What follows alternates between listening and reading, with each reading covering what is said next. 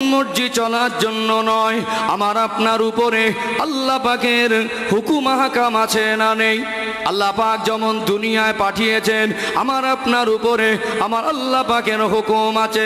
এই জীবনটা শেষ নয়, এই জীবন মরে যাবার পরে একটা জগৎ আছে, ওটা হলো আলামে বারজাক, ওটা হলো কবরের জীবন। ওই কবরের জীবনটাও শেষ নয়। ওই কবরের জীবনে কতদিন থাকতে হবে আল্লাহ পাক ছাড়া আর কেউ জানেন না। ওই কবরের জগৎ একদিন শেষ হয়ে যাবে। কুল্লু মান আলাইহা ফান ওয়া ইয়াবকা ওয়াজহু রাব্বিকা যুল জালালি ওয়াল ইকরাম। আমার আল্লাহ বা দুনিয়া সব কিছু ফানা করে দেবেন, সব কিছু ধ্বংস করে দেবেন, একমাত্র আল্লাহ জাত পাক বাকি থাকবে। কিয়ামতের পরে হাসরের ময়দানে আমার আল্লাহ এই জীবনের হিসাব নিকাশ করার জন্য ওঠাবেন কি ওঠাবেন না? আল্লাহ পাক কোরআন শরীফে বলছেন, কাইফা তাকফুরুনা বিল্লাহ, হে আমার বান্দা বান্দি, তোমরা কেমন করে অস্বীকার করো। ওয়া কুনতুম আমওয়াতান, তোমরা একটা সময় ছিলে মরা। আল্লাহ পাক আমাকে আপনাকে মায়ের গর্ভ নামক জায়গায় আমাকে আপনাকে ধীরে ধীরে প্রতি 40 দিন অন্তরে আস্তে আস্তে শরীরের পরিবর্তন করে, প্রতি 40 দিন পর পর শরীরের অঙ্গ প্রত্যঙ্গগুলো পরিপূর্ণতার দিকে এক ধাপ করে বাড়িয়ে বাড়িয়ে মায়ের গর্ভ নামক জায়গায় আমাকে আপনাকে আমার আল্লাহ জান নামক জিনিসটা দিয়েছিলেন না দেন নাই? আল্লাহ বলছে কেমন করে তোমরা অস্বীকার করো। ওয়া কুনতুম আমওয়াতান, একটা সময় তোমরা ছিলে মৃত। একটা ছোট নাপাক পানি থেকে, মাংস রক্ত দোলা থেকে আমার আল্লাহ দয়াময় তাতে জান দিয়ে আমাকে আপনাকে বড় করেছেন না করেন নাই? ওয়া কুনতুম আমওয়াতান, তোমরা ছিলে মৃত। ফাআহইয়াকুম, আমি আল্লাহ তোমাদের জীবন দিয়েছি। সুম্মা ইউমিতুকুম, একদিন আবার তোমাদের মওত হবে। সুম্মা ইহয়িকুম, আবার আমি আল্লাহ ওই মওত হওয়ার পরে কবরের জগৎ থেকে বিচারের দিনে আবার জীবিত করে তুলব। সুম্মা ইলাইনা তুরজাউন, তোমরা আবার আমার কাছে ফিরে আসবে। বলুন তো দেখি, আল্লাহর কাছে ফিরে গিয়ে যদি হিসাব দিতে হয়, এই জীবনটা পরিবর্তন দরকার আছে না নেই? আজ কেন নামাজ পড়তে পারছি না? আজ কেন সুদ ঘুষ ছাড়তে পারছি না? আজ কেন রোজার পর্দা করতে পারছি না? আজ কেন হারাম হালালের বাদ বিচার নেই? এই জীবন পরিবর্তনের রাস্তা অনুসন্ধান করা দরকার আছে না নেই? আল্লাহ দয়াময় কোরআনুল কারিমে স্পষ্ট করে পৃথিবীর মানুষকে জানিয়ে দিলেন। কোরআনুল কারিমে 114টি সূরার মধ্যে দ্বিতীয় নাম্বার সূরা হলো সূরা আল বাকারা। এটা কোরআন শরীফের সব থেকে বৃহৎ অথবা বড় সূরা। এই সূরা আল বাকারার মধ্যে টোটাল 286টা আয়াত আছে। এই 286টা আয়াতের মধ্যে সর্বশেষ আয়াতে আল্লাহ পাক সূচনায় বললেন, লা ইউকাল্লিফুল্লাহু নাফসান ইল্লা উসআহা। আমি আল্লাহ দয়াময় তোমাদেরকে সাধ্যের অতীত তোমরা যেটা পারবে না, সাধ্যতীত কোনো কিছু আমি আল্লাহ চাপিয়ে দেইনি। তোমার ক্ষমতায় কোলাবে না, আর আমি আল্লাহ এরকম হুকুম দিয়েছি। ইসলামের মধ্যে একটাও নেই আল্লাহর কথা অনুযায়ী আমরা কোন কাজ পারবো আর কোন কাজ পারবো না, কোনটা আমার আপনার দ্বারা হবে আর কোনটা আমার আপনার দ্বারা হবে না। আল্লাহ পাক তিনি যদি আমার আপনার সৃষ্টিকর্তা হন, আল্লাহ পাক ভালো জানেন কি জানেন না? আল্লাহর থেকে ভালো আর কেউ জানে না। হয়তো একটা মানুষ আপনাকে কোনো কাজ বলল, আপনি হয়তো বলছেন এই মুহূর্তে পারছি না বা পারবো না। এর ভিতরে ধোঁকাবাজি থাকতে পারে কি পারে না? পারে না?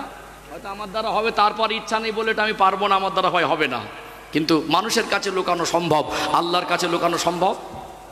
আল্লাহ দয়াময় তিনি পৃথিবীর মানুষকে জানিয়ে দিলেন, লা ইউকাল্লিফুল্লাহু নাফসান ইল্লা উসআহা।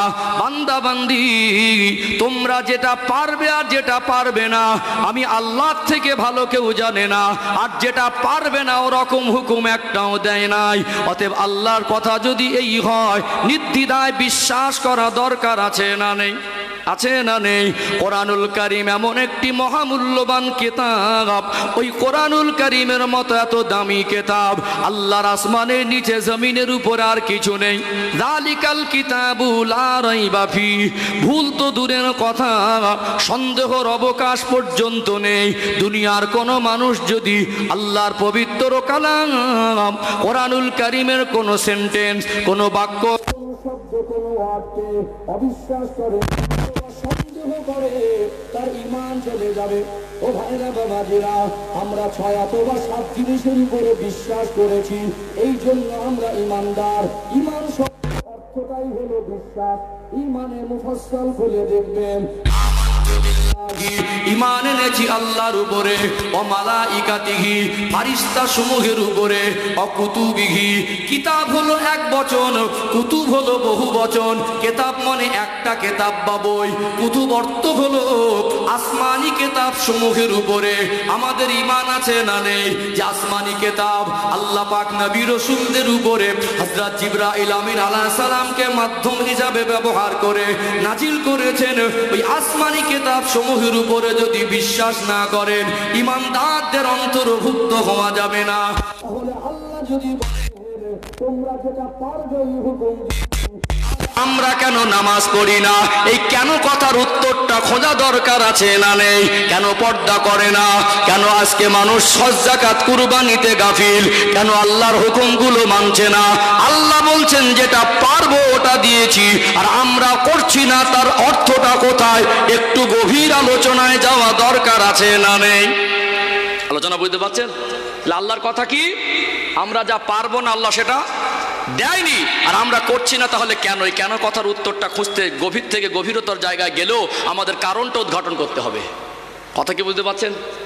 আসলে একটু একটা উদাহরণ দেয়, সহজ হবে ইনশাল্লাহ। আমি তো মেপে কথা বলি। একটা কাজ মানুষ জানার পরে যদি না করে, তার দ্বারা হওয়ার পরে সে যদি না করে, সেটা অপারক না, সেটা তার বদমাইশি। হ্যাঁ, একটু উদাহরণ দেই। মাঝে মাঝে দেখবেন ছোট ছোট বাচ্চা জেদ করে, 8-9 বছর 10 বছর, আব্বার সঙ্গে বাজারে যাব, খুব জেদ করে। অনেক সময় মা সুপারিশ করে, তুমি কেমন আব্বা, একটু বাচ্চাটাকে নিয়ে গেলে কি হয়, নিয়ে যাও না? ঠিক আছে, সাজিয়ে দাও, বাচ্চাকে সামাল দেয়, একটু সান্ত্বনা দেয়, চলো আমার সঙ্গে বাজারে। নিয়ে গেলাম, 25 কিলো চালের বস্তা কিনলাম। এই 8 বছরের বাচ্চার ঘাড়ে তুলে দিলে আনতে পারবে? বাপ যদি চোখ দেখায়, তুই জেদ করছিলি, এই চালের বস্তা কিনেছি, বাড়ি নিয়ে যা, ও চালের বস্তা বাড়ি আসবে? ও যে আনতে পারবে না আর আসবে না, যুক্তি আছে না নেই?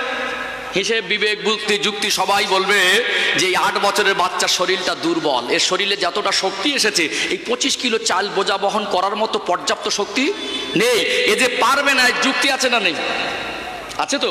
যদি 20 বছরের সুস্থ সবল চালাক চতুর ছেলে, 20 বছর বয়স, আব্বা যদি 3 কিলো আলু কিনে থলে ধরে দিয়ে বলে বাড়ি নিয়ে যার, মা রান্না করবে, তারপরে খাওয়া হবে, আমি চলে যাচ্ছি, আমার জরুরি কাজ আছে, এরকম হয় না?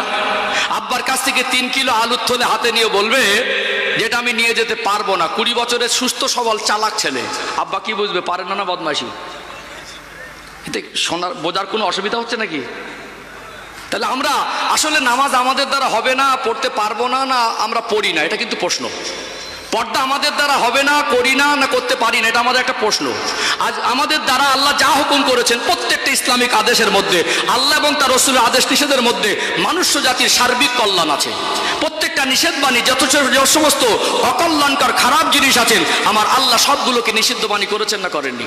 অতএব ইসলামিক জীবন ব্যবস্থার মতো উত্তম জীবন ব্যবস্থা আল্লাহর আসমানের নিচে পৃথিবীর উপরে আর কিছু হতে পারে না। কিন্তু আমরা নির্বোধ মানুষ, আমরা আমাদের মতো করে বুঝতে চাই, আল্লাহর বুঝিয়ে দেওয়া রাস্তায় চলতে পারি না বলে আজকে আমাদের যত রকম অশান্তি আমাদের জীবনের মধ্যে আছে, এগুলি ইসলামকে সঠিক অনুসরণ না করার কারণে।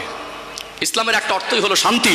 ইসলামিক জীবন ব্যবস্থাকে আল্লাহ দেখিয়ে দেওয়া রাস্তায়, রসুলের দেখিয়ে দেওয়া আদর্শে যদি মানুষ জীবন যাপন করে, তার দুনিয়াও শান্তি, কবরও শান্তি, আখিরাতের জীবনেও শান্তি।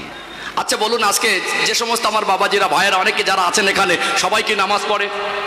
সবাই তো 5 ওয়াক্ত নামাজ পড়ে না। তাহলে মানুষটা কেন পড়ে না?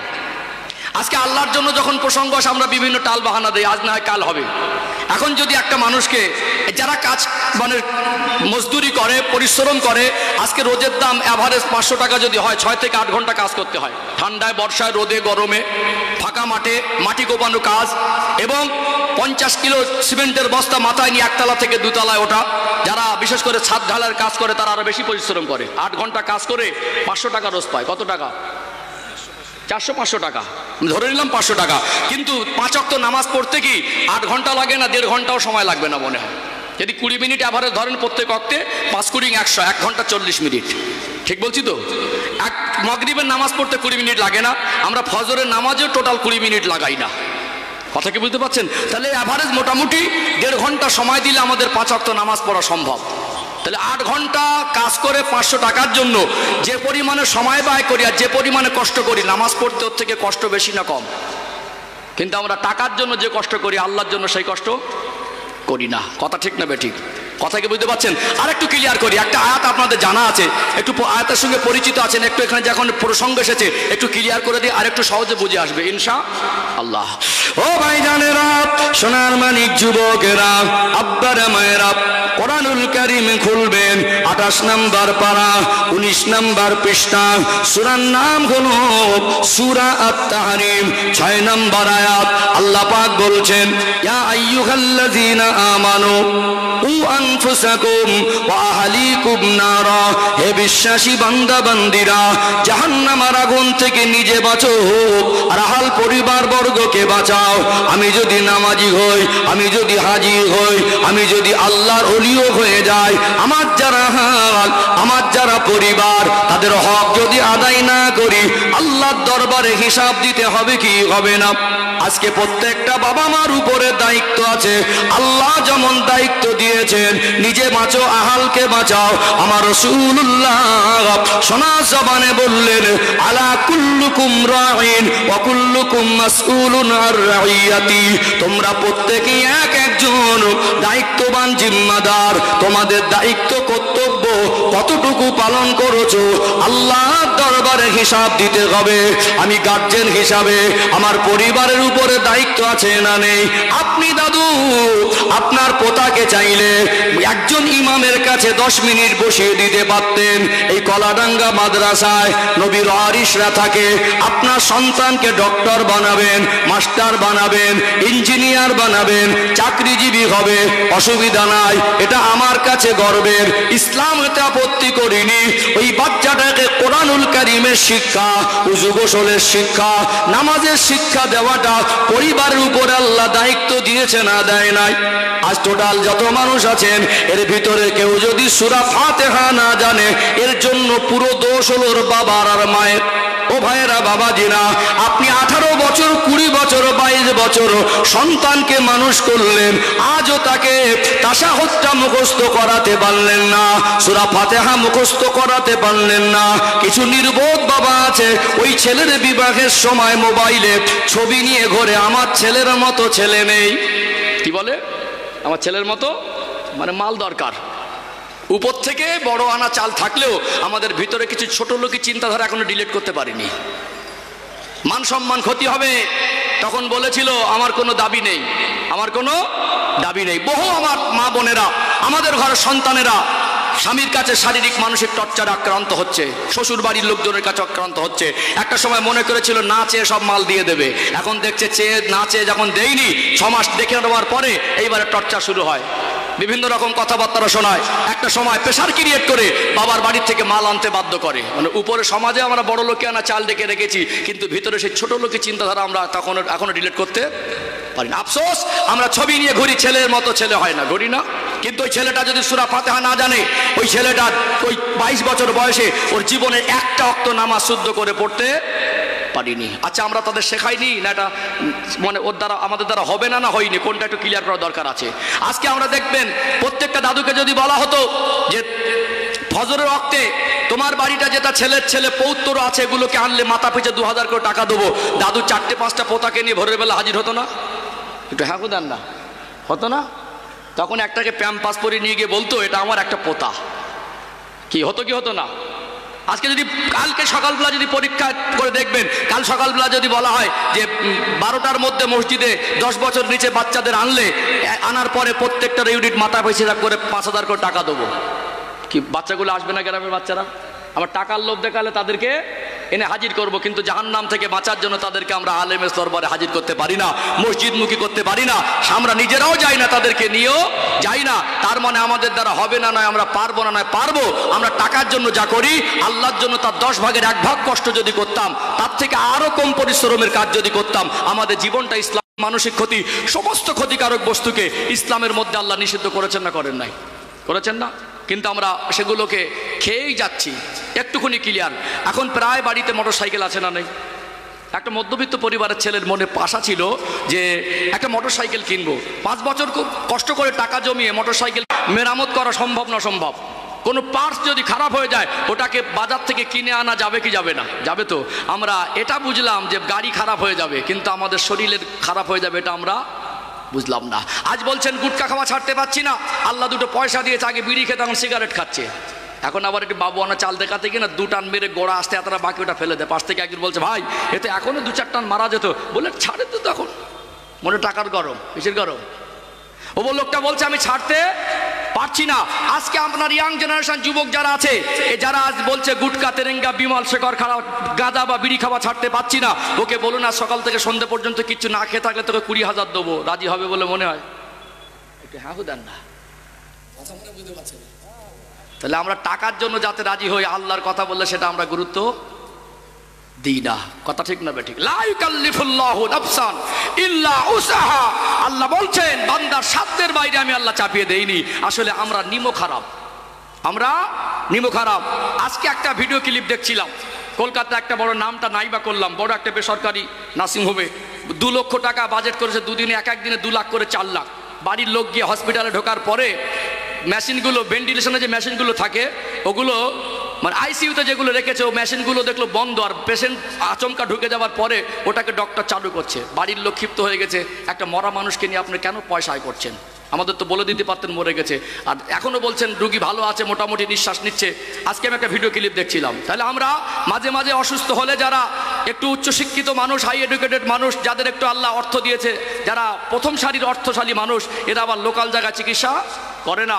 বেড ভাড়া 30-40 হাজার, 2 ঘন্টা অক্সিজেন দিয়ে 50,000 বিল দিলে হাসি মনে দেয়। আল্লাহ যে 50 বছর ধরে আমার শরীর সুস্থ রেখেছেন, সেই নিয়ামতের শুকরিয়া কখন আদায় করব? আফসোস, আমরা মোটর সাইকেল ভালো থাকবে খারাপ থাকবে এটা বুঝলাম, ওটার তো পার্টস খারাপ হয়ে গেলে পাওয়া যাবে।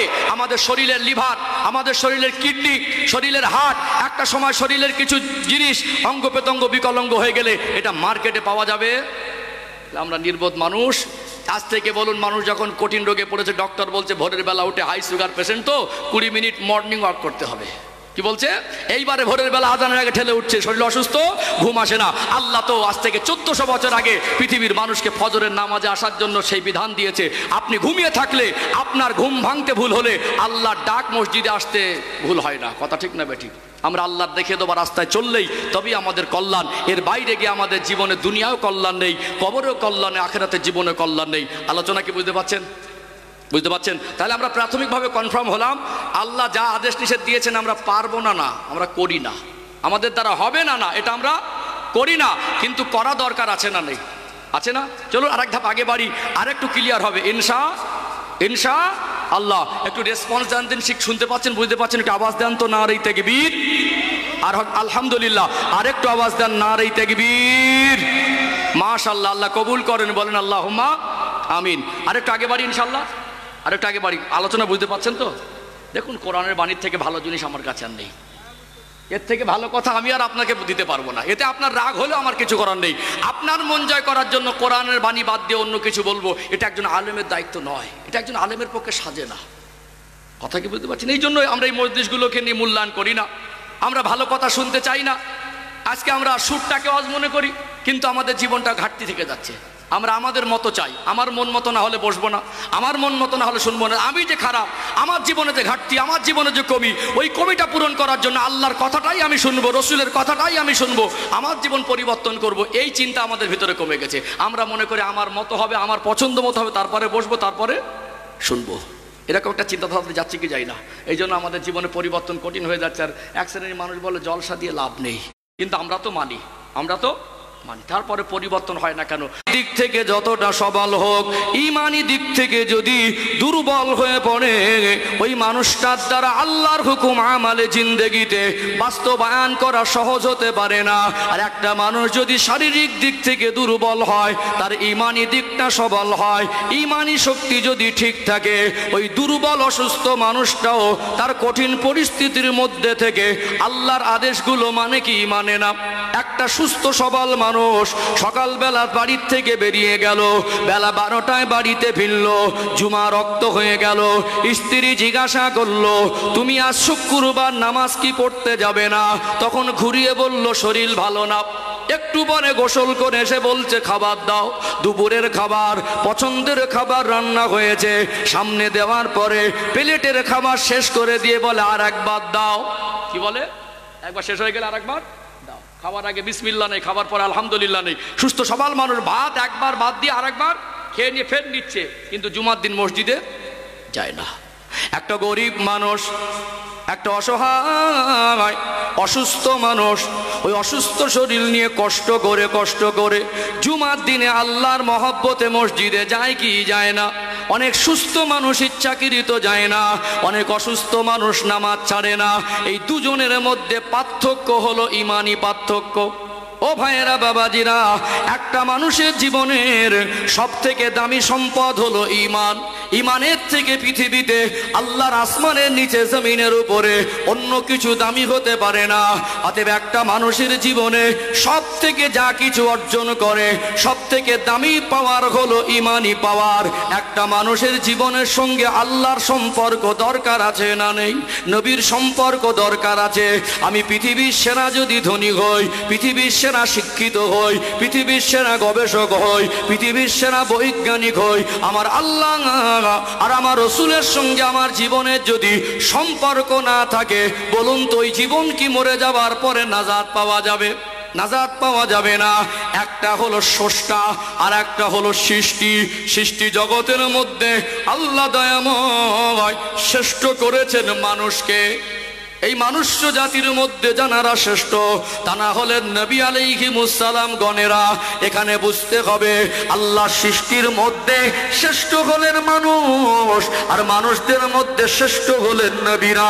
আজ ভালো করে একটু গভীরভাবে যদি ভেবে দেখেন, নবীরা শ্রেষ্ঠ হওয়ার মূল কারণ হলো আল্লাহর সঙ্গে নবীদের যে সম্পর্ক ছিল, ওই সম্পর্কের ক্যাটাগরিটা হলো আলাদা।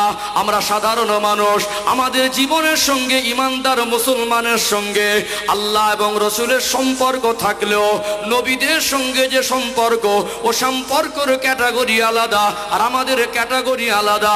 এই জন্যই জমিনে সব থেকে নিখুঁত ইমানদার হলেন নবীগণেরা। বলুন সুবহানাল্লাহ। সব থেকে নিখুঁত ইমানদার কারা? নবীরা।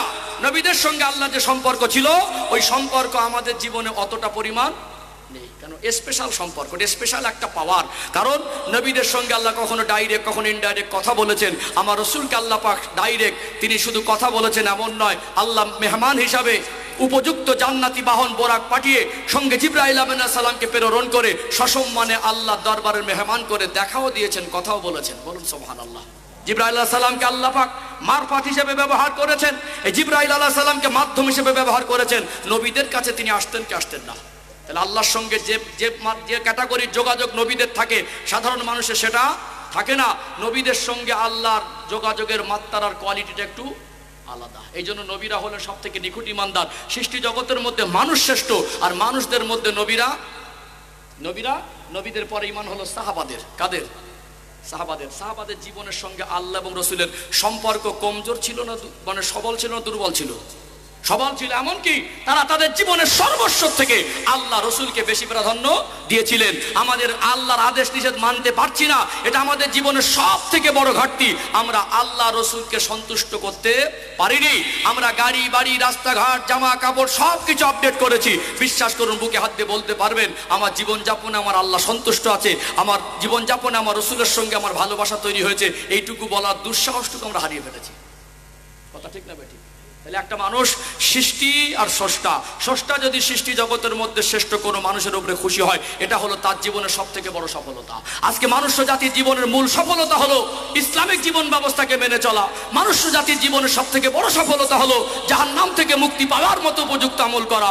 মনুষ্য জাতির জীবনের সব থেকে বড় সফলতা হলো আল্লাহ এবং রসুলের সন্তুষ্টি অর্জন করা। এটাই তো আজ পরিবর্তন কেন হয় না? হাতে কলমে একটু আমি কিছু তথ্য তুলে ধরবো। একটা কথা আপনাদের বলে রাখি, আমি যতটুকু চেষ্টা করি, এটা আমি অকপটে স্বীকার করি, গোটা পশ্চিম বাংলার মধ্যে যত বক্তা আছে সব থেকে অযোগ্য আর নগণ্য, সব থেকে জ্ঞান যদি কম থাকে আমার আছে। একটা বক্তা হতে গেলে যতটা পড়াশোনা তাকওয়া লাগে সে আমার মধ্যে কিচ্ছুই নেই। আল্লাহ দুটো কথা বলায়, তারপরে চেষ্টা করি আমি কওমের কাছে দায়বদ্ধ, আল্লাহর জন্য যদি এখানে আমার বসা হয়, এখানে আমি আল্লাহর জন্য কিছু কথা পৌঁছে দেওয়ার চেষ্টা রাখি। তবে মনে রাখবেন, টাকা দিয়ে ওয়াজ কেনা যায় না। যে কটা কথা বলবো এই কথাগুলো মগজে ঢুকিয়ে নেন, আল্লাহর কোরআনের বাণী যদি মগজে ঢুকিয়ে নেন, ইনশাআল্লাহ আপনার জীবন পরিবর্তন সহজ হবে, ইনশাআল্লাহ সহজ হবে। তাহলে যেটা বলছিলাম, আজকে আমাদের জীবনে পরিবর্তন হয় না, একটা অন্যতম কারণ কি জানেন? আমরা দুনিয়ার মাল সম্পদকে সফলতা মনে করি। কি করি? একটা মানুষ দীর্ঘদিন একটা জায়গায় ঘোরার পরে ভালো পথ পেলে সে মনে করে এটা আমার জীবনের সফলতা। একটা মানুষ ভালো ব্যবসায় প্রতিষ্ঠিত হয়ে 5 লক্ষ টাকা মাসে যদি রোজগার করে, সে মনে করে এটা আমার জীবনের সফলতা। মনে করে কি করে না? আমি অপব্যাখ্যা যাবো না, আমি একটু ক্লিয়ার করে দেবো কেন কথাগুলো বলছি, এগুলো ভেঙে বলে দেবো। একটা মানুষ ভালো দীর্ঘদিন লেখাপড়া শিখে পরিশ্রম করে ভালো মানে চাকরি পেলে যদি 1.5 লক্ষ টাকার উপরে বেতন হয়, সে মনে করে এটা আমার জীবনের সফলতা। মার্কেটে যদি 10টা দোকান করে, 20টা দোকান করে, একটা 5তলা ফ্ল্যাট করে শহরে, সে মনে করে এটা আমার জীবনের সফলতা। আমি বলবো, মনুষ্য জাতির জীবনের গাড়ি বাড়ি চাকরি সম্পদ রাজত্ব মাল অতএব প্রতিপত্তি, এগুলো মনুষ্য জাতির জীবনের সফলতা নয়। মনুষ্য জাতির জীবনের মূল সফলতা হলো আল্লাহ সন্তুষ্টি জীবন তৈরি করা। তারপরে বলবেন, তাহলে হুজুর যারা ধনী অর্থশালী চাকরিজীবী তাদের বিরুদ্ধে বলছেন না? অবশ্যই আমার কওমের মানুষ কোটিপতি হোক, চাকরিজীবী হোক, আমার কওমের মানুষ রাষ্ট্রপতি আর প্রধানমন্ত্রী হোক, এটা গর্ব করে বলবো, ওটা আমার একটা ভাই। আল্লাহ নবী সাল্লাল্লাহু আলাইহি সাল্লাম সর্বকালের সর্বযুগের সর্বশ্রেষ্ঠ মহামানব, যিনি বিশ্ববাসীর জন্য রহমত, সেই প্রিয় রসুলকে আল্লাহ পাক তিনি সৃষ্টি জগতের মধ্যে শ্রেষ্ঠ করলেও তিনি দুনিয়া সুখ শান্তির জীবনটা বেছে নেয়নি। কিন্তু তার জীবন আদর্শ দেখবেন, তিনি দুনিয়া অর্থ বিরোধী ছিলেন না, ধনী মানুষের বিরোধী ছিলেন না। মক্কা মদিনার জমিনের অন্যতম ধনী ছিলেন জিন্নুরাইন হযরত উসমান গনি রাদিয়াল্লাহু আনহু। তিনি যদি অর্থ বিরোধী সম্পদ বিরোধী হতেন, তাহলে উসমান রাদিয়াল্লাহু আনহু হাতে মেয়েটাকে তুলে দিতেন না, বরং এত বেশি ভালোবাসতেন।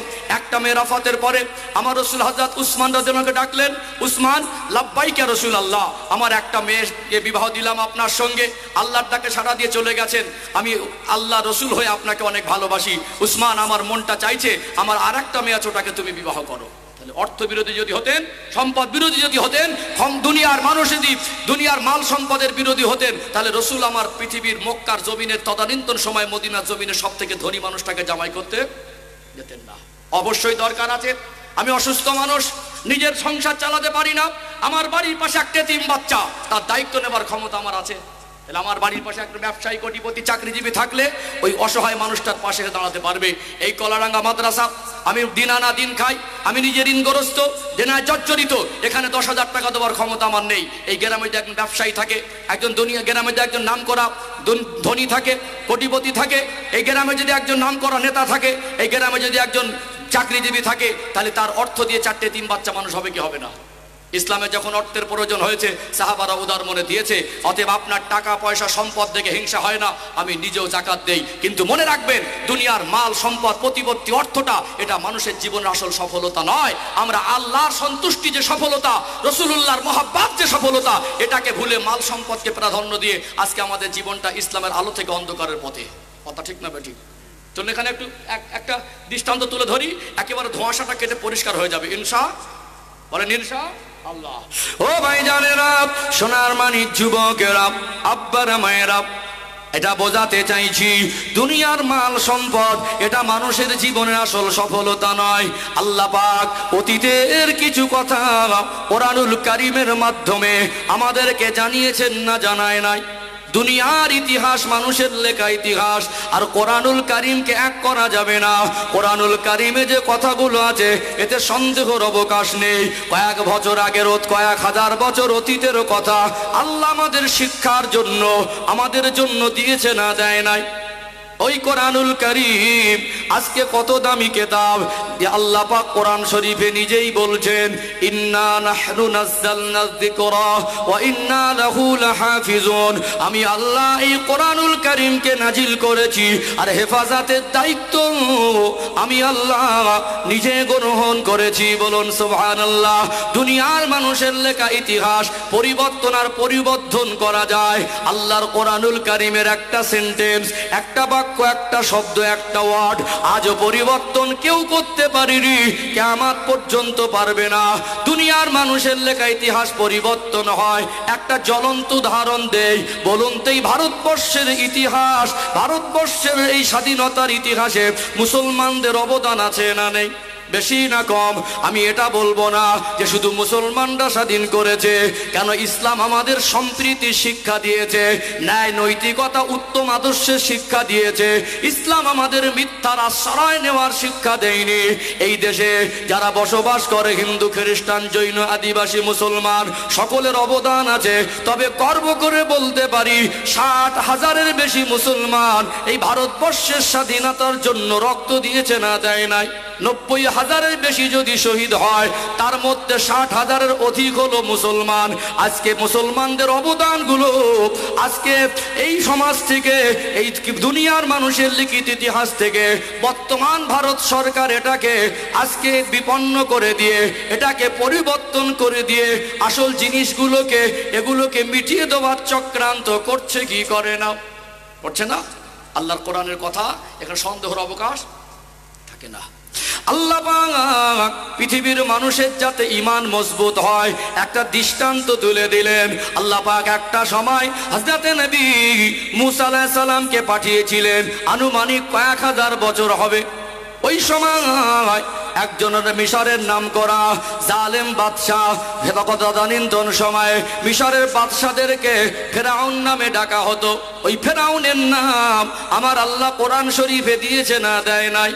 আল্লাহ ক্ষমতা দেওয়ার পরে, প্রতিপত্তি বাদশাহী রাজত্ব দেওয়ার পরে আমার আল্লাহ দয়াময় তাকে এত ক্ষমতা দিলেন, সীমা লঙ্ঘনটা লিমিট ক্রস হয়ে গেল। ওই ফেরাউন ক্ষমতা মাল পাওয়ার পরে, বাদশাহী রাজত্ব পাওয়ার পরে সে নিজে জনগণকে বলতে লাগলো, আনা রব্বুকুমুল আলা, আমি হলাম তোমাদের খোদা। এই কথা ফেরাউন বলেছিল না বলে নাই? এত বড় রাজা, যার মাল সম্পদের কমি ছিল না, সে নিজে খোদা বলে দাবি করেছিল। ওই মানুষটা কিন্তু সফল মানুষদের অন্তর্ভুক্ত হতে পারেনি। ওর জীবনে বড় ঘাটতি ছিল। ওই রাজা বাদশাহ হওয়ার পরে, অধিক মালের মালিক হওয়ার পরে ওই মানুষটা আল্লাহকে আল্লাহ বলে মেনে নিতে পারিনি, নবীকে নবী বলে মেনে নিতে পারিনি। সেই জামানার নবী হযরতে নবী মুসা আলাইহিস সালামের সঙ্গে তার সম্পর্ক হয়নি। যে মানুষ যত বড় রাজা বাদশাহ হোক, আল্লাহর সন্তুষ্টি জীবন যদি না হয়, আল্লাহর প্রেরিত পয়গম্বর নবীদের সঙ্গে তার জীবনে যদি সম্পর্ক না হয়, ওর রাজত্ব আর প্রতিপত্তি কোনোদিন তাকে সাফল্যের দরজায় পৌঁছে দিতে পারিনি, আর পারবে না। পারবে কি? তার মাল সম্পদ রাজত্বকে সফলতার মাপকাঠি ধরা যাবে? এই দুনিয়া জমিনে একজন জালেমের আবির্ভাব হয়েছিল, যার নাম হলো নমরুদ। আল্লাহ তাকে এত ক্ষমতা দিলেন, ক্ষমতা দেওয়ার পরে তার সীমা লঙ্ঘনটা লিমিট ক্রস হয়ে গেল। সে একটা সময় বলতে লাগলো, আল্লাহর সঙ্গে যুদ্ধ করব। কত বড় আহমক, কত বড় নাদান, কত বড় অপদার্থ! সৃষ্টির সঙ্গে, স্রষ্টার সৃষ্টি, কখনো যুদ্ধ করা সম্ভব নয়। আল্লাহ বলে, বান্দা, আমি আল্লাহ চাইলে তোকে ফকির করে রাখতে পারতাম। আল্লাহ ইজ্জত দেওয়ার মালিক, আল্লাহ ছিনিয়ে নেওয়ার মালিক। কোরআন শরীফে আল্লাহ বললেন, কুলিল্লাহুম্মা মালিকাল মুলকি তুতিল মুলকা মান তাশা। আমার হাবিব আপনি বলুন, আল্লাহ বলছেন আপনি বলুন, আল্লাহ হলো সার্বভৌম শক্তির অধিকারী। তিনি যাকে ইচ্ছা করেন তাকে রাজত্ব দেন, আর যাকে ইচ্ছা করেন রাজত্ব ছিনিয়ে নেন। এই কোরআনুল কারীমের আয়াতটা 2024 সালে আগস্ট মাসে গোটা পৃথিবীর মানুষের কাছে আল্লাহ যেন হাতে কলমে বুঝিয়ে দিলেন।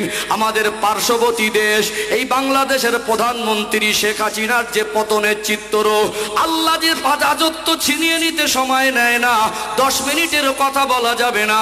আল্লাহ চাইলে মুহূর্তের মধ্যে একটা রাজাকে ফকিরের ভেষে আল্লাহ পাক বেইজ্জতি করে অপদার্থ করে দিয়ে পদচ্যুত করে দিতে পারেন কি পারেন না? এই জালেম বাদশাহ নমরুদ বলেছিল আমি তো আল্লাহর সঙ্গে যুদ্ধ করব। আল্লাহ বলে বান্দা রাজত্ব দিলাম আমি, ক্ষমতা প্রতিপত্তি দিলাম আমি, আত্মসীমা লঙ্ঘনটা অধিক বাড়াবাড়ি হয়ে গেল। ওরে আমার বান্দা, তবে তুই জেনে রাখ তোকে একটু বেইজ্জতি করে পৃথিবীর মানুষকে দেখাবো। একটা ন্যাংরা মশা দিয়ে আমার আল্লাহ তাকে লাঞ্ছিত আর বেইজ্জতি করেছে না করে নাই? দুনিয়ার মাল সম্পদ রাজত্ব সফলতা নয়। পৃথিবীর সব থেকে দামি স্কুলে লেখাপড়া শিখেছেন, ওই পিএইচডি সার্টিফিকেটটা কবরে গিয়ে নাজাত পাওয়া যাবে না। নাজাত পেতে গেলে এই মাদ্রাসার শিক্ষা, কোরআনের শিক্ষার দরকার আছে না নেই? খায়রুকুম মান তাআল্লামাল কুরআনা ওয়া আল্লামা। আল্লাহর রাসূল বললেন তোমাদের মধ্যেই ব্যক্তি হলো উত্তম। আল্লাহর আসমানের নিচে জমিনের উপরে সব থেকে উত্তম ব্যক্তি হলো, আল্লাহর পছন্দের ব্যক্তি হলো যে কোরআন নিজে শিখলো, অপরকে শিক্ষা দিল। কোরআনের মধ্যে সর্বপ্রথম সূরা উম্মুল কিতাব, কোরআন শরীফের মা বলা হয়েছে। এই সূরা ফাতিহা যদি কেউ না জানে, এই কোরআনের শিক্ষা সূরা ফাতিহা না জানলে সে যত বড় শিক্ষিত আর রাজা বাদশা হোক, ধনী হোক, তার জীবনের এক ওয়াক্ত নামাজ তো সহিহ হবে না। হবে কি? মহবুল মাঠপাড়া থেকে নগদে 1000 টাকা দিলেন, আল্লাহ কবুল করেন, বলেন আল্লাহুম্মা আমিন। তাকবীর দেন, নারায়ে তাকবীর, লিল্লাহি তাকবীর। আমাদের ভাই দিলেন 1000 টাকা, আল্লাহ রুজিতে, রোজগারে, কারবারে, ব্যবসায় আল্লাহ উন্নতি দান করেন, বলেন আল্লাহুম্মা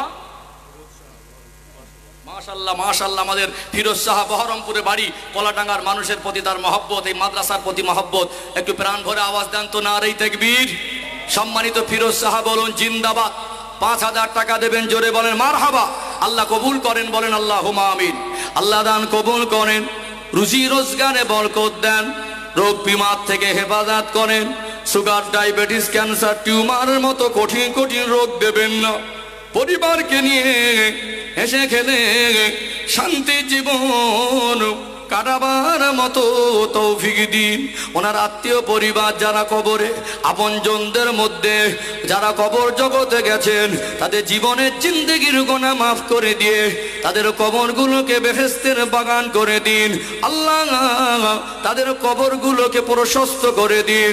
হাসরের ময়দানে আমার ভাইকে আমার রাসূলুল্লাহ শাফাআত সুপারিশটুকু যেন নসিব হয়ে যায়, বলুন আল্লাহুম্মা আমিন। আলোচনা বুঝতে পারছেন তো যে কথা বলছিলাম? তাহলে আমরা কি মনে করছি আমাদের ক্ষমতা, পদ, টাকা, চাকরি, ব্যবসা এটা সফলতা, কিন্তু আসল সফলতা কি? আল্লাহ সন্তুষ্ট জীবন।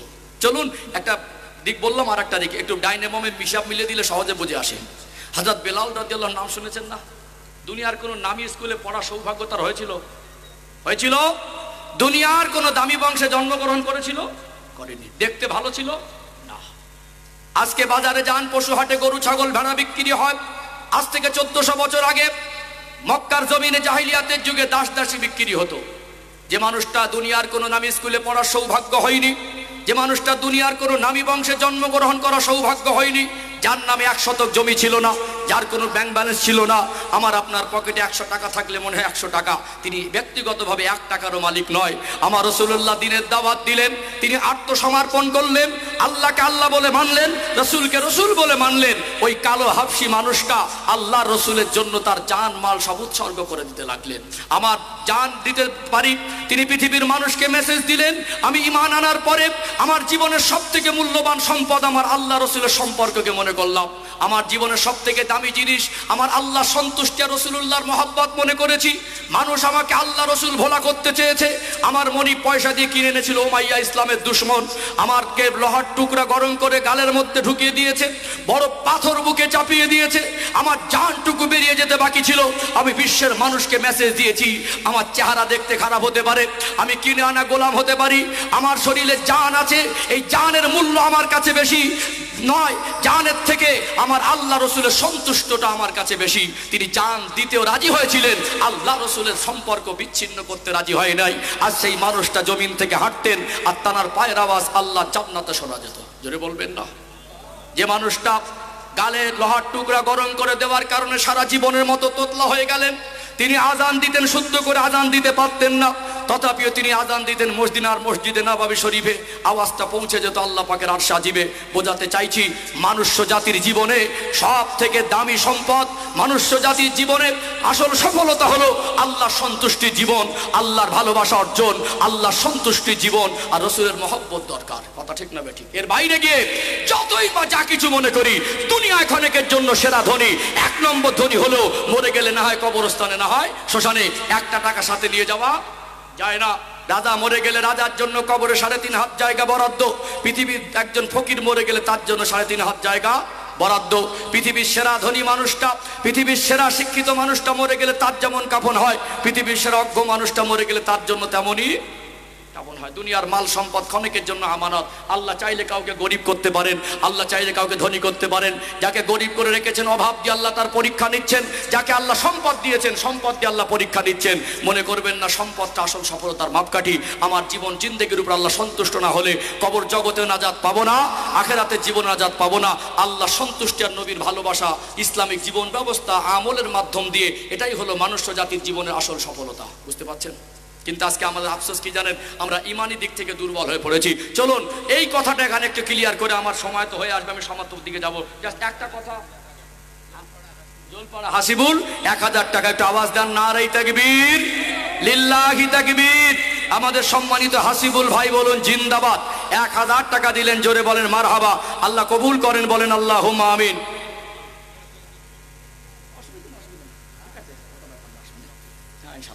তাহলে এখানে আমি বলছিলাম না, পয়সা দিয়ে সব আজকে না, আজ কিন্তু বিক্রি করা জিনিস না। আজকে কটা কথা বলছি দেখুন। আজকে একটা মানুষ পৃথিবীতে জমিনে যারা এসেছিলেন, আল্লাহর সঙ্গে সম্পর্ক হওয়ার কারণে, আল্লাহ সন্তুষ্টি অর্জনের মাধ্যম দিয়ে যেটা পৃথিবীতে ঘটে, পৃথিবীতে করা যায়, পৃথিবীতে অর্জন হয়, কিয়ামত পর্যন্ত দুনিয়ার বিজ্ঞান ইমানি শক্তির ঊর্ধ্বে সম্ভব কোনো কিছু করতে পারবে না। দুনিয়ার বিজ্ঞানের শক্তি আর ইমানি শক্তি এক নয়। একজন ইমানদারের ইমানের দাম গোটা দুনিয়ার থেকে দাম বেশি। বলুন না সুবহানাল্লাহ। চলুন হাতে কলমে বুঝিয়ে দেই। আজকে আমাদের সমাজের ইয়াং জেনারেশন এই দিন শিক্ষা, কোরআনের শিক্ষা, এই নবীর ওয়ারিস যারা মাদ্রাসা শিক্ষাকে তুচ্ছ মনে করে, আসলে আমাদের দৃষ্টিভঙ্গি খারাপ হয়ে গেছে। এই কথাটার আমি ব্যাখ্যা দেবো, জাস্ট ইমানি শক্তির একটু ব্যাখ্যা দিয়ে নেই, তারপর আমাদের দৃষ্টিভঙ্গিটাকে পরিবর্তন করলে সমাজ পরিবর্তন সহজ হবে। ওই ব্যাখ্যা আসবো ইনশাআল্লাহ। বলেন ইনশাআল্লাহ। বলুন সব থেকে সৃষ্টি জগতের মধ্যে আল্লাহ কাকে বেশি ভালোবাসেন? আমাদের নবীকে না? হাগো দেন না। আমাদের নবীকে সব থেকে বেশি ভালোবাসেন। আমার নবীর সঙ্গে সব থেকে গভীর সম্পর্ক ছিল সৃষ্টি জগতের মধ্যে আল্লাহর। কথা ঠিক না বেঠিক? সেই নবী আমার জমিনে দাঁড়িয়ে আঙুল দিয়ে ইশারা করে আসমানের চাঁদের দিকে বললেন, আল্লাহর হুকুমে আঙুলটা ইশারা করার সাথে সাথে আমার আল্লাহ আসমানের চাঁদটা দ্বিখণ্ডিত করে দিয়েছিলেন। জোরে বলুন।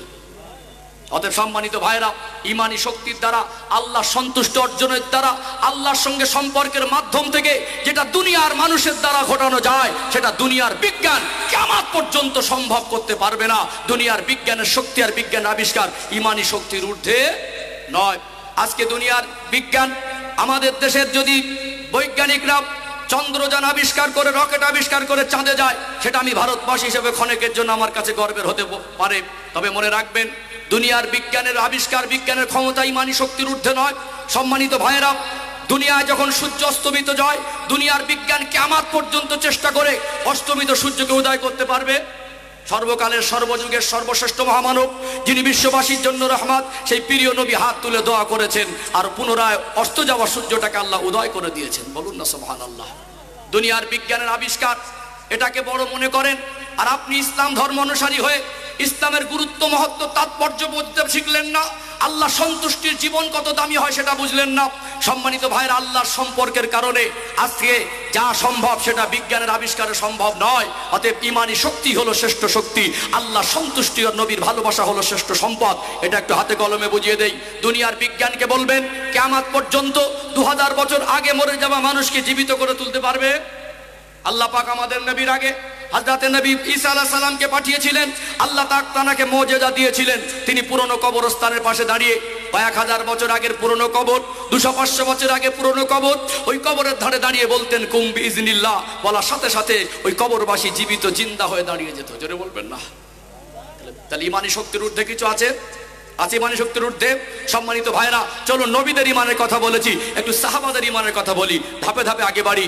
আল্লাহ নবী সাল্লাল্লাহু আলাইহি সাল্লাম তার সাহাবা, তার অনুসারীদেরকে যে শিক্ষা দীক্ষা দিয়েছিলেন, তিনি এমন একজন শিক্ষক, তিনি তামাম সৃষ্টি জগতের মধ্যে শ্রেষ্ঠ। তিনি আল্লাহ পাক তানাকে সৃষ্টি জগতের জন্য রহমত করেছেন, আল্লাহ পাক তানাকে মানুষ্য জাতির শিক্ষক করেছেন। এমন একজন শিক্ষক, তিনি তার প্রত্যেকটা ছাত্রকে লক্ষ্য করে বলেছিলেন, আল্লাহ রসুলের সোনা জবানের বাণী, আসহাবিকান নুজুম বিআইয়িহিম ইক্তাদাইতুম ইহতাদাইতুম। আমার এক একটা সাহাবা নক্ষত্রের সমতুল্য, কোন একজনকে অনুসরণ করলে হেদায়েত পাবে। জোরে বলুন না সুবহানাল্লাহ। পৃথিবীতে আমার অনেক মায়েরা এসেছেন, আমি সংক্ষিপ্ত আকারে মায়েদের কাছে একটু বলবো, আমার অনেক মায়েরা টাকা দান পাঠিয়ে দেন, অর্থ চলছে ইনশাআল্লাহ, যদি এদের সাথে সাথে আসে অসুবিধা নেই, যেহেতু শিক্ষা প্রতিষ্ঠানের জলসা, অর্থেরও দরকার আছে। আমার একজন, দুজন, তিনজন মা মিলে টাকা 500, 1000, 1200 টাকা দিলেন। আল্লাহ কবুল করেন, বলেন আল্লাহুম্মা আমিন। আল্লাহ ওই মায়ের সুখের কপাল করে দেন, বলেন আল্লাহুম্মা আমিন। যে আশা নিয়ত করে দিয়েছেন, মনের নিয়তকে কবুল ও মঞ্জুর করেন, বলেন আল্লাহুম্মা আমিন। সম্মানিত ভাইরা, দুনিয়ার বিজ্ঞানের থিওরি বলছে, মানুষকে যদি হাত পা বেঁধে দুনিয়ার কোনো পানিতে ফেলে দেওয়া হয় সাগরে, সে তো ডুবে মারা যাবারই কথা।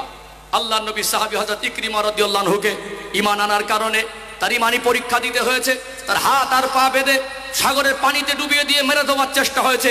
সাগরের মাছগুলো তাকে সম্মান আর তাজিম করে কিনারায় পৌঁছে দিয়েছে। বলুন সুবহানাল্লাহ। এটা কিসের পাওয়ার? ইমানি পাওয়ার। আজকে যারা আল্লাহওয়ালাদের বিশ্বাস করেন না, ভণ্ড পীরের সাপোর্ট আমরা করি না আর করবো না, হাক্কানি আল্লাহর ওলিদের মানি আর মানবো। আজ গোটা পশ্চিম বাংলার যত দল মত আছে দেখবেন, আমিরুশ শরিয়াত কুতুবুল আলাম মুজাদ্দিদুজ জামান ফুরফুরা শরীফে হযরত আবু বকর সিদ্দিক আল কুরাইশি রাহমাতুল্লাহ আলাইহি, দাদা হুজুর কেবলা বলে আমরা যাকে জানি, তানার নামে কারোর বদনাম আর খারাপ বলতে শুনেছেন? তিনি যে পর্যায়ে যে মাপের আলেম ছিলেন, আজকে ভারতবর্ষের যত বড় বড় আলেম আছে, এদের যা সিলেবাসের শিক্ষা সেটা তার ভিতরে ছিল। এছাড়াও সৌদি আরবে গিয়ে আরো 40টা সার্টিফিকেট এক্সট্রা অর্জন করেছিলেন। তার মতো একজন আলেম যদি বাহ্যিক দৃষ্টিকে এলেমের নজরে দিক যদি একটু গবেষণা করি, পর্যালোচনা করি, কিয়ামত পর্যন্তই ভারতবর্ষে জন্ম হবে কিনা সন্দেহ আছে। ঠিক বলছি না ভুল বলছি? এছাড়াও 40টা কেতাবের শুধু তিনি বাহ্যিক দিক থেকে জ্ঞান অর্জন করেননি, আল্লাহ তাআলাকে জামানার মুতাদ্দিদ করেছিলেন। আজকে বর্তমান শরিয়াতের দৃষ্টিকোণ থেকে বিজ্ঞ আলেম এনারাও মানতে বাধ্য হচ্ছেন না, হয় না? অতএব সেই আমিরুশ শরিয়াত কুতুবুল আলাম মুজাদ্দিদুজ জামান দাদা হুজুর পীর কেবলা রাহমাতুল্লাহর অবদান। বাংলার মানুষ একসময় ধুতি পরতো, বাংলার মানুষ মাথায় টুপি আর দাড়ি বুঝতো না, বাংলার মানুষ ঠাকুর তুলে দিয়ে আসলে হিন্দু ভাইরা সেই ঠাকুরের পূজা করতো, ছিল না কিছু কিছু জায়গায়? তিনি এত পরিশ্রম করেছেন। এই জলসা মাহফিলকে আজকে আমরা নিয়ে এখানে বিভিন্ন কথাবার্তা বলি, বিভিন্ন মন্তব্য করি। এই দিন পৌঁছানোর যে পরিবেশ, এই বাগান তৈরি করে গেছেন আল্লাহর ওলিরা। তার জীবনের অনেক অবদানের কথা আছে, তার ব্যক্তি জীবন নিয়ে পর্যালোচনা করবেন, গবেষণা করবেন। তিনি বড় মহান ব্যক্তিত্বের অধিকারী ছিলেন। ঠিক তেমনি আল্লাহর ওলি আর মুজাদ্দিদ বলে আমরা তানাকে জানি। গোবরডাঙ্গা সেজে বাবুর যখন ট্রেনের বগিতে উঠেছিলেন, রাগম্বিত হয়ে বাবু আনা চাল দেখিয়ে ইমানদারের সাদামাটা বেশ তাকে বন্দুক দিয়ে গুলি করে মেরে দিতে চেয়েছিল। তারা জীবনে খুলে দেখবেন, একজন ইমানদারের কাছে ইমানি শক্তি এত দামি হয়, ইমানদারের ইমানি শক্তির কাছে বন্দুকের গুলিটাও অসহায় হয়ে পড়ে। অতএব দুনিয়ার মানুষের তৈরি বন্দুকের গুলি থেকেও ইমানি শক্তির পাওয়ারটা বেশি। আর সেই ইমানি দিক থেকে আমরা দুর্বল হয়েছি না হয়নি? ধাপে ধাপে নবীদের কথা বলেছি, সাহাবাদের কথা বলেছি, মোমেন বা আল্লাহওয়ালাদের কথা বলেছি। বিশ্বাস করুন, আজও আমার আপনার কওমের ভিতরে ইমানদার মানুষ আছে না নেই? আজ থেকে 50-60 বছর আগের কথা যদি আপনাদের তুলে ধরি, অনেক জ্ঞানী গুণী মানুষ আছেন। আমার বয়স আবার 38 বছর কম বেশি হবে। অতএব আমার যদি আনুমানিক, আমার তখনকার দিনে তো এত হিসাব নিখুঁত ছিল না, তবে আমার বার্থ সার্টিফিকেটে 1900 মোটামুটি 87 সালের দিকে আমার জন্ম হতে পারে, এরকম একটা আনুমানিক বলছি। 37-38 বছর আমার বয়স হবে। আজ থেকে 50 বছর আগে মানুষ তাল পাতার ছাউনির নিচে ঘুমাতো, খেজুর পাতার পাটি বিছিয়ে ঘুমাতো, এসি কারেন্ট ছিল না, একবেলা না খেয়ে লোকের বাড়ির থেকে ফ্যান আমানি খেয়ে জীবন যাপন করেছে। তারা বন্ধনের ব্যাংক খুঁজতে যায়নি, তারা সুদ আর ঘুষের ধারে পাশে যায়নি, তারা জবান দিয়েছে, জবানটার খেলাপ করিনি। একবার বলেছে জমিটা তোকে দিয়ে দেবো, পরবর্তী সময় জমিটার 5 লক্ষ টাকা দাম হলেও বলেছে জবান দিয়েছি, ডেট ঠিক কর, রেজিস্ট্রি করে দেবো। আজকে এক জমি 3 বার বিক্রি হচ্ছে কি হয় না? এখন ইদানিং একটু কঠিন হয়ে গেছে। আজকে সকালে এক কথা, বিকালে এক কথা, হয় কি হয় না? 500 টাকা খেয়ে মিথ্যা সাক্ষী বিচারে গিয়ে দিচ্ছে কি দেয় না? ওই তালপাতার ছাউনির নিচে থাকা, বাড়িতে খাট ছিল না, এত মার্বেল টাইল ছিল না, ঘরের নিচে মাটিতে ঘুমানো মানুষগুলো বর্ষায় ঠান্ডায় গরমে কষ্ট করে পুকুরে গিয়ে উঁচু করা মানুষগুলো, তাদের ভিতরে একটা ইমানি শক্তি ছিল। আজ থেকে 50 বছর আগে যখন আল্লাহ অনাবৃষ্টি দিত, যাকে খরা বলি, পানি বন্ধ হয়ে গেলে তাদের মধ্যে একটা আল্লাহর প্রতি আত্মবিশ্বাস ছিল। তারা জানতো ময়দানে গিয়ে কাঁদবো, নামাজ পড়বো, আল্লাহ নিশ্চয়ই রহমতের পানি দেবে। আর এই আত্মবিশ্বাস নিয়ে তারা ময়দানে গিয়ে কেঁদেছে আর রহমতের পানি সাথে করে নিয়ে বাড়ি ফিরেছে। কথা ঠিক না বেঠিক? একটা লম্বা মানুষ যদি লম্বা হয়, দাঁড়িয়ে দোয়া করে, তার চোখ আর জমিনের ডিস্টেন্স দূরত্ব মোটামুটি 5-7 ফুট হতে পারে। বসে যদি দোয়া চায় 2.5 থেকে 3 ফুট হতে পারে। একজন ইমানদার, যার জীবন যাপনে আল্লাহ সন্তুষ্ট, যার চিন্তা চেতনায়, লেবাসে পোশাকে, কথায় রাসূলুল্লাহ সুন্নাত, যার অন্তরে নবীর সুন্নাত আর আল্লাহ সন্তুষ্টি আছে, ওই মানুষটা যদি কেঁদে কেঁদে আল্লাহর কাছে দোয়া চায়, আল্লাহ রাগম্বিত হয়ে অনাবৃষ্টি করে দেয়। ওর চোখের পানি 5 ফুট আর 2.5 ফুট উপর থেকে জমিনে পড়ার আগে আল্লাহ রহমতের পানি কয়েক হাজার ফুট উপর থেকে জমিনে নেমে আসে। জোরে বলুন সুবহানাল্লাহ। ওটা কিসের পাওয়ার? জোরে বলেন কিসের পাওয়ার? ইমানি পাওয়ার ঊর্ধ্বে দুনিয়ার বিজ্ঞানের আবিষ্কার নয়, পসিবল নয়, কিয়ামত পর্যন্ত সম্ভব নয়। কথা ঠিক না ঠিক? দুনিয়ার বিজ্ঞানের থিওরি বলছে মানুষ মরে গেলে মানুষ পচনশীল। যদি মানুষকে মারা যাবার পরে কয়েকদিন রাখতে হয় বা কয়েক মাস রাখতে হয়, আজকে উন্নত প্রযুক্তি মেডিসিন দিয়ে মানুষ রাখতে পারবে। অতএব উইদাউট মেডিসিন পসিবল নয়। সম্মানিত ভাইরা, মনে রাখবেন, আল্লাহর নবীর সাহাবা শুধু নয়, আল্লাহ পাক এমন কিছু দিনদার মানুষকে রাখেন যেটা মাথায় ঢুকিয়ে নেন, কিয়ামত পর্যন্ত পৃথিবীর ইতিহাসে, পূর্বের কোন ইতিহাসে সাক্ষী দিতে পারবে না।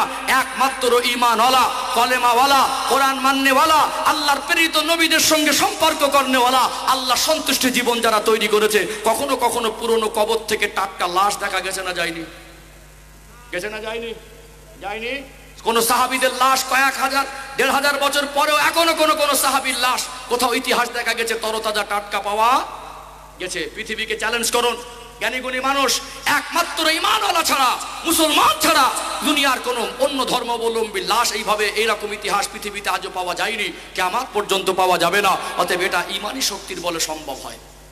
আরেকটু ক্লিয়ার করি আপনাদের, এখান থেকে সিরিয়া, এখান থেকে আমেরিকা, এখান থেকে প্যালেস্তাইন কয়েক হাজার কিলোমিটার হবে। ওখানে যদি মুসলমান কষ্ট পায়, এখানে মুসলমানের কষ্ট হয়। কিসের সম্পর্ক? আল মুসলিমু আকুল মুসলিম, একজন ইমানদার আর একজন ইমানদারের ভাই। ইন্নামাল মুসলিমুনা ইখওয়া, নিশ্চয়ই মুমিন পরস্পরে ভাই ভাই। দুনিয়ার ইমানদারের ইমানি পাওয়ার এত দামি পাওয়ার কয়েক হাজার কিলোমিটার দূরে আকর্ষিত হয়। বলুন সুবহানাল্লাহ। ওখানে একজন ইমানদার কষ্ট পায়, এখানে তাহাজ্জুদের রক্তে তালপাতার ছাউনির নিচে একজন ইমানদার চোখের পানি ফেলে, এটা আল্লাহ কবুল করে কয়েক হাজার কিলোমিটারে তার প্রতিফলনটা আল্লাহ বাস্তবায়ন করে। ইমানদারের দোয়া কাজ হয় না? কাজ হয় না। কিন্তু আফসোস কি জানেন, আজ থেকে 50-60 বছর আগে মানুষের ইমানি অবস্থান, আমরা সব উন্নতি করলে আমাদের ইমান দুর্বল হয়ে গেছে। আজকে বলুন, আমরা এত বিদ্বান, এত শিক্ষিত, এত ধনী, এত জ্ঞানী, এত বিচারক, এত বিশিষ্ট, এত আলেম, এত বক্তা, এত ওয়াইজিদ, এত পণ্ডিত, এত হুজুর হয়েছি। আল্লাহ না করেন, আল্লাহর কাছে দোয়া করি আল্লাহ আযাব গজব না দেন। যদি আমার আল্লাহ পানি বর্ষণ বন্ধ করে দেয়, আমাদের যা ইমানি অবস্থা, আমরা পানি নিয়ে কাঁদবো আর ঘরে ফিরবো, এই আত্মবিশ্বাস আমাদের আছে? আল্লাহ, এই 50 বছরে আভ্যন্তরীণ ইমানি শক্তির কথা বলছি, এই 50 বছরে, বিগত 50 বছর আগের চিত্রে এখনকার মেলাবেন, মানুষ সব উন্নতি করেছে, জীবন জিন্দেগির উপরে আল্লাহর সন্তুষ্টিটা হারিয়ে ফেলেছে। কথা ঠিক না বেঠিক? তাহলে আমাদের ইমান দুর্বল না সবল? ইমানি দিক থেকে দুর্বল হয়ে পড়েছি, এটা আমাদের জীবনের বড় নেগেটিভ পয়েন্ট। আর একটা আধ্যাত্মিকতার কথা বলি, এটা মানে স্পেশালি আমভাবে কারোর সঙ্গে বিতর্ক করা জিনিস নয়। একটা হলো এই যে ইলমে তাসাউফের জগতের কথা বলছিলাম, আমরা আধ্যাত্মিকতা যারা বিশ্বাসী, ইলমে তাসাউফের জগৎকে আল্লাহ ওয়ালাদের যে প্ল্যাটফর্মের শিক্ষা, এটাকে যারা বিশ্বাস করি, কখনো পুরনো কবরস্থানে গিয়ে আল্লাহ ওয়ালারা আল্লাহর ওলিদের কবরে সালাম দিয়েছে, সালামের উত্তরটা নিজে কানে শুনেছে না শুনিনি? হাকুদার না। এটা দুনিয়ার বিজ্ঞান কিয়ামত পর্যন্ত যন্ত্র আবিষ্কার করে এই অস্বাভাবিক জিনিসগুলোকে স্বাভাবিক পর্যায়ে আনতে পারবে না। ঈমানের দ্বারা, আল্লাহ সন্তুষ্টি জীবন অর্জনের দ্বারা, রাসূলের ভালোবাসায় জীবন পরিবর্তনের দ্বারা যেটা মানুষের দ্বারা সম্ভব হয়, দুনিয়ার বিজ্ঞানের দ্বারা কিয়ামত পর্যন্ত সম্ভব হবে না। এটা বোঝাতে চাইছি, আল্লাহ হলেন স্রষ্টা, আল্লাহ হলেন সৃষ্টিকর্তা, আল্লাহ হলেন রব। আল্লাহ সন্তুষ্টি মানুষ্য জাতির জীবনের সবথেকে বড় নিয়ামত। রাসূলুল্লাহর আদর্শ আর ভালোবাসা, আল্লাহ দেখে দেওয়া চল রাস্তায় জীবন যাপন করা, এর থেকে মানুষ্য জাতির জীবনের দামি সফলতা আর কিছু হতে পারে না। আজকে আমাদের জীবনে ঘাটতি হয়েছে না হয়নি? শরীর নাদুস নুদুস হলে কি হবে? ঈমান দুর্বল। ঘর চকচকে ঝকঝক হলে কি হবে? ঈমান দুর্বল। আজ আমরা মানুষ 50 বছরে সূরা ফাতিহা জানি না। আচ্ছা বলুন, তার ঈমান কোনোদিন নামাজ না পড়লে মজবুত হবে? পৃথিবীতে কোরআনের শিক্ষা ছাড়া তার জীবনটা অচল। কোরআনের শিক্ষা ছাড়া সে কোনোদিন প্রকৃত ইমানদার হতে পারবে না। অতএব এই কোরআনের শিক্ষার কারখানা, এটাই মাদ্রাসা, এই কলাডাঙ্গা মাদ্রাসা। আমরা তো আমাদের যে কথা বলছিলাম, আসুন টু দি পয়েন্ট, এই ভাইটাল পয়েন্ট একটু পর্যালোচনা করি। আমাদের দৃষ্টিভঙ্গি খারাপ হয়ে গেছে। কি হয়ে গেছে আমাদের দৃষ্টিভঙ্গি?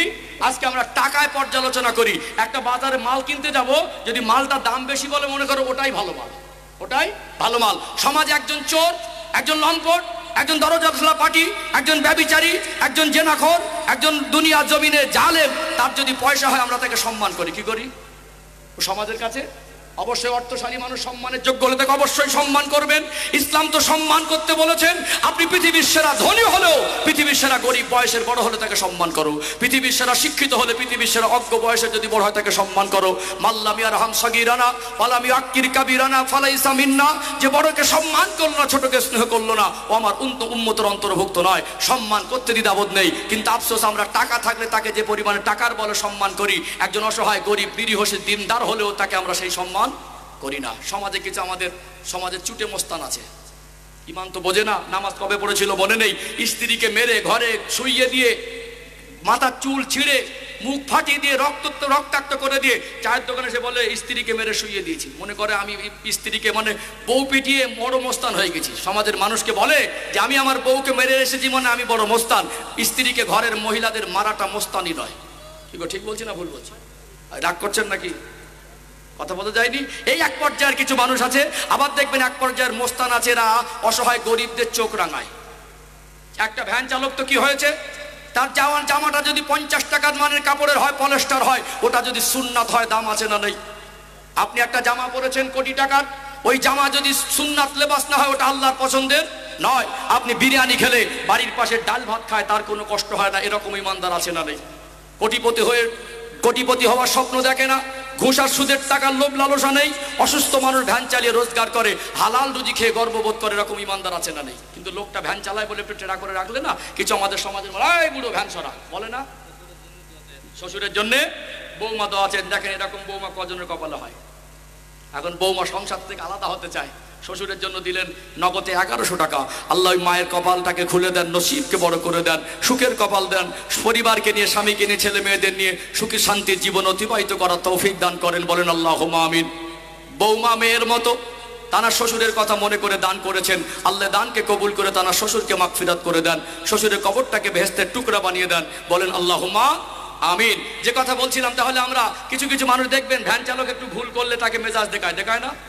আল্লাহ রসুলের তো আদর্শ না, বলতে পারতেন বাবাজি ভ্যানটা সরিয়ে নেন, ওর বাপের থেকে 4 বছর বয়সের বড়, জানে এই লোকটা সহায় গরিব, এর চোখ দেখালে, মেজাজ নিলে কেউ কিছু পাশ থেকে বলবে না। তুমি কত বড় মোস্তান, গ্রামে কত অসহায় গরিব মানুষের জায়গা দখল করে গেছে, ওটা পাইয়ে দাও, প্রতিবাদ করো, তবেই তো বলবো মোস্তান। তুমি কত বড় মোস্তান, একটা মানুষের জায়গা ঠেলে রেখে উল্টো তার নামে কেস করেছে, তাকে হ্যারাসমেন্ট করছে, কত নির্দোষী জেল খাটছে, ওখানে ছাড়িয়ে এনে বলে দাও, তবে তো তোকে মোস্তান বলবো। তুমি কত বড় মোস্তান, গ্রামের মানুষ বিচার করতে গিয়ে পয়সাকে উল্টো বিচার করে দিচ্ছে, ওখানে গিয়ে প্রতিবাদ করে ন্যায় বিচার পাইয়ে দাও, তবে তো বলবো মোস্তান।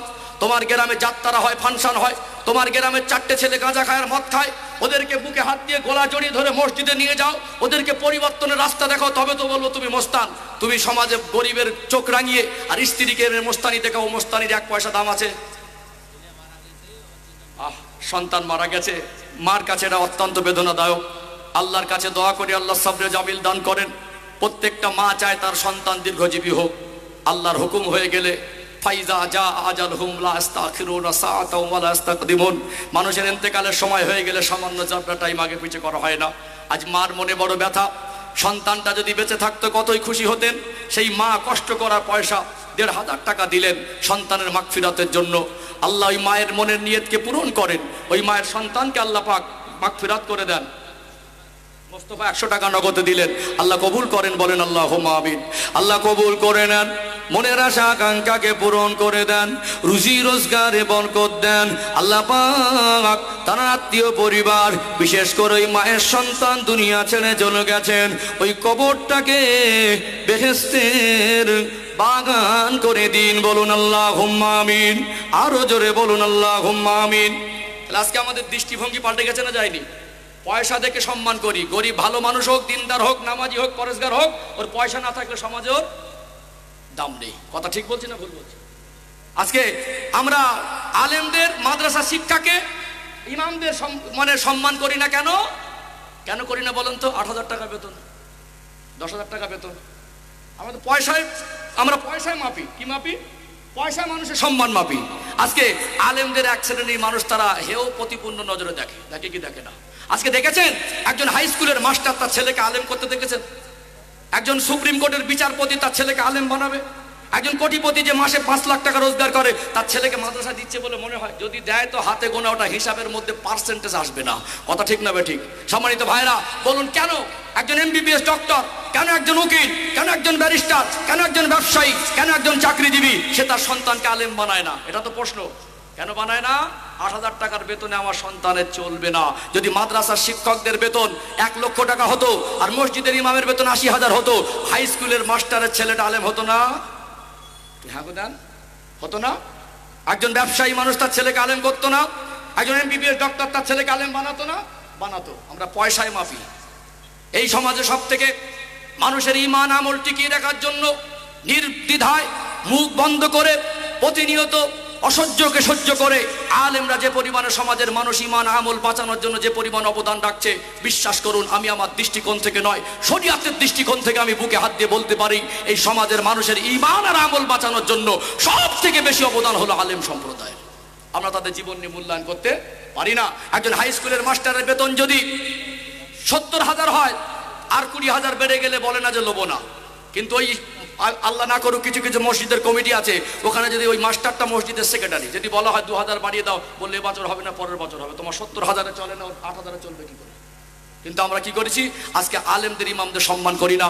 এই মাদ্রাসার চাঁদা তুলতে গেলে একজন নবীর ওয়ারিসকে একজন মদখোরের বাড়িকে দাঁড়াতে হয়। এই মাদ্রাসার টাকা তুলতে গেলে মানুষের কাছে দাও দাও করতে হয়। প্রত্যেকটা মানুষের উচিত ছিল গ্রামবাসীর জাকাতের টাকাটা এখানে এনে দেওয়া, হুজুরদের ঘরে না ডাকা। জাকাত যখন আপনার উপরে ফরজ হয়ে আপনি দিয়ে যাবেন। কিন্তু একজন, আল্লাহ না করে সবাইকে খারাপ বলছি না, কিছু কিছু মানুষের পয়সা আছে, সে লোকটা আসলেই তার আখলাক চরিত্র ভালো না। এখন আসা যদি মাদ্রাসায়, তো এলাকার লোক চাঁদা দিতে চায় না, যদি কিছু টাকা হয়। একটা আলেম গেল মদ খেয়ে এসে রাত 2টোর সময় ঘুমাচ্ছে, ঘুম ভাঙিনি, আধ ঘন্টা দাঁড়িয়ে আছে, দরজা খুলতে দেরি হচ্ছে। তাহলে একজন নবীর ওয়ারিস গিয়ে 2টো টাকার জন্য একজন বচ্চরিত্র মানুষের দরবারে দাঁড়াতে বাধ্য হয়েছে। আজকে শিক্ষা প্রতিষ্ঠানকে বাঁচানোর লক্ষ্যে, এতিম বাচ্চাদের মুখে হাত তুলে দেওয়ার লক্ষ্যে কিডনি বিক্রি করে হলেও বাচ্চাদের মানুষ করুন। হাফেজ আলেম মাওলানা মুফতি যদি নাই বা করেন, ওই বাচ্চাটাকে ডক্টর, মাস্টার, ব্যারিস্টার, ইঞ্জিনিয়ার করলেও কোরআনের শিক্ষা থেকে বঞ্চিত করা যাবে না, নামাজের শিক্ষা থেকে বঞ্চিত করা যাবে না, উজু গোসলের শিক্ষা থেকে বঞ্চিত করা যাবে না, ইসলামের বেসিক শিক্ষা থেকে বঞ্চিত করা যাবে না। আপনি হাফেজ আলেম যদি না বানান, আপনি যদি মাদ্রাসার যদি প্রয়োজন না মনে করেন, বলুন এই মাদ্রাসা থেকে যদি আলেম না বার হয়, এই মাদ্রাসার আলেম যদি না হয়, মাদ্রাসা শিক্ষা না থাকে, ওই সূরা ফাতিহাটা শেখাবেন কার কাছ থেকে? কথা মনে বুঝতে পারছেন না? ওই সূরা ফাতিহাটা ওটাও তো দরকার, ওটা শেখাবেন কার কাছ থেকে? তাহলে একজন আলেমের দরকার আছে। পৃথিবীতে একটা মানুষকে দেখা যে মানুষটা আল্লাহ সন্তুষ্টি জীবন তৈরি করেছে, আর ওর টোটাল জীবনের বয়সে আলেমের সোহবতে বসিনি, এরকম একটা মানুষকে খুঁজে দেন তো দেখি। কথা মনে বুঝতে পারছেন না? একটু খুলে বলি। একটা মানুষ যাকে পরেশগার দিনদার মনে করেন, ওই মানুষটা কিছু না কিছু দিন না শিখে কি পরেশগার দিনদার হতে পেরেছে? তো শিখতে গেলে জীবনের যে কোনো একটা সময়, না ছোটবেলায়, না মধ্য বয়সে, না শেষ বয়সে, যে কোনো একটা সময় একজন জাননেওয়ালা সোহবতে তাকে আসতে হয়েছে। পৃথিবীতে সব থেকে দামি চালের বিরিয়ানি করবেন, পৃথিবীর সব থেকে বড় প্যান্ডেল করে সারা এলাকা খবর দিয়ে বড় জলসা দেবেন, পৃথিবীর সব থেকে বড় বক্তাকে দাওয়াত করবেন, যদি আপনার জীবনের সঙ্গে একজন আলেমের সোহবত না হয়, আপনি যদি 24 ঘন্টার মধ্যে 10 মিনিট করে একটা আলেমের সোহবতে সময় না দেন, গাড়ি বাড়ির উন্নতি হবে, রাস্তাঘাটের উন্নতি হবে, বড় জলসা দেওয়া হবে, একটা মানুষের জীবনের ঈমান নিখুঁত হবে না। আজকে বিশ্বাস করুন, আপনারা বসেছেন, আলেম বাঁচলে মানুষের ঈমান আমল বাঁচবে। আর শিক্ষা প্রতিষ্ঠান থেকে যখন মুখ ঘুরিয়ে নেবে, আলেম ওলামাদের থেকে যখন মানুষ মুখ ঘুরিয়ে নেবে, গাড়ি বাড়ির উন্নতি হবে। আর বাস্তবে তাই হয়েছে। রাস্তাঘাটের উন্নতি হয়েছে, জামা কাপড়ের উন্নতি হয়েছে, আমাদের ঈমানটা আস্তে আস্তে কি হয়েছে?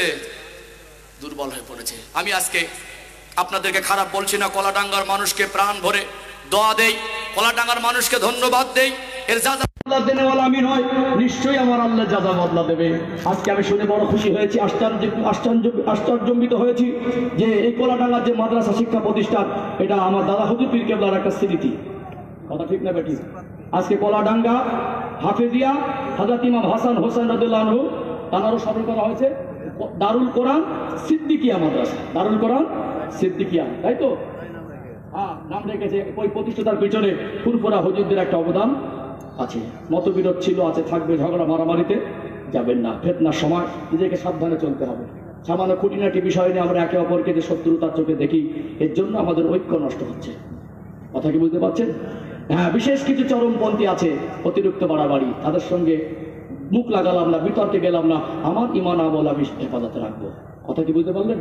সাবধানে পা তুলতে হবে। এখন মানুষ অবুঝ নেই, এখন মানুষ, কিন্তু ওটা আমার কমের মানুষ মনে করে ওর সঙ্গে ঝগড়া মারামারিতে যাওয়া উচিত। এটা আমার ভালো লাগছে, এটা আমি করি, ওটা ভালো লাগছে, ওটা ওই চরম আকার ধারণ করা উচিত নয়। দিনকে নিয়ে এই সমাজে কিছু নরমপন্থী আছে, কিছু চরমপন্থী আছে। কেউ ছাড়তে ছাড়তে ছোট করে দিচ্ছে, আর কেউ বাড়াবাড়ি করতে করতে অতিরিক্ত বাড়াবাড়ি করছে। বিশেষ করে আমির শরিয়াত কুতুবুল আলম মুজাদ্দিদুল জামান বাংলার মানুষের জন্য একটা বড় নিয়ামত ছিলেন। এই জন্য তারা সেই সূক্ষ্ম যে রেখে দেওয়া রাস্তা, তানাকে আমরা যদি মানি, আল্লাহ রসুলের ভালোবাসায় মানি। কি ঠিক বলছি না ভুল বলছি? সম্মানিত ভাইরা, এই কলাডাঙ্গার মাদ্রাসা, এই মাদ্রাসা দীর্ঘ কয়েক বছর, শুধু নয়, কত বছর আগে, 83 সাল থেকে, 1983 সাল থেকে মাদ্রাসা। আমি শুনে আশ্চর্যজনিত হয়েছি যে এই মাদ্রাসায় বাইরের কোনো অনুদান খুব একটা থাকে না। যা কিছু করেছে গ্রামবাসী। আপনারা চাইলে ইনশাল্লাহ পারবেন। বাচ্চার যখন অসুস্থ হয়, টাকা থাকে না, চিকিৎসা করবো না কথা কেউ বলে, বাড়িতে জামাই আসলে ও শুধু ভাত খেয়ে বাড়ি যাক, গোস্ত আনবো না, ভালো কিছু আনবো না, বেই আসলে এ কথা কেউ বলে। বিশ্বাস করুন, বের সম্পর্ক বজায় রাখতে গিয়ে যদি টাকা ধার করে এনে গোস্ত দিতে হয়, জামাইকে খুশি করার জন্য যদি কাছে না থাকে, বন্ধুর কাছ থেকে, দোকান থেকে ধার করে নেওয়ার সম্পর্কটা বজায় রাখতে হয়, আল্লাহ সন্তুষ্টির জন্য কষ্ট মেহনতের টাকা কিছু না কিছু মাদ্রাসা দিতে হবে। মনে রাখবেন, জীবনে যা মানুষ রোজগার করে সবটা দুনিয়াদারির জন্য নয়, এর কিঞ্চিত অংশ আল্লাহর জন্য, দ্বীনের প্রতিষ্ঠানের জন্য, ইসলামের জন্য, ইমানের জন্য আমাদেরকে কিছু ব্যয় করা দরকার আছে না? নেই? আছে না? সম্মানিত ভাইরা, আলেমদের সম্মান করবেন। আপনারা বলছেন জীবন পরিবর্তন হয় না। স্বামী মারা গেছেন, নগদে 600 টাকা দিলেন, 700 টাকা, 500 টাকা, আল্লাহ কবুল করেন, বলেন আল্লাহুম্মা আমিন। আর একজন 100 টাকা দিলেন, একজন মা, আল্লাহ কবুল করেন, কবুল করেন। মনের কামনা খানায় কাবা না দেখায় মউত দেবেন না। আল্লাহ ছেলে মেয়েদের সুখের কপাল করে দেন, যতদিন বাঁচিয়ে রাখবেন, রোগ বিমার দেবেন না।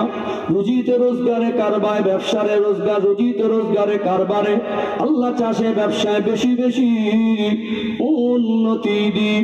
যে আশা নিয়ত করে দিয়েছেন, মনের আশা, মনের কামনা বাসনাগুলোকে পূরণ করে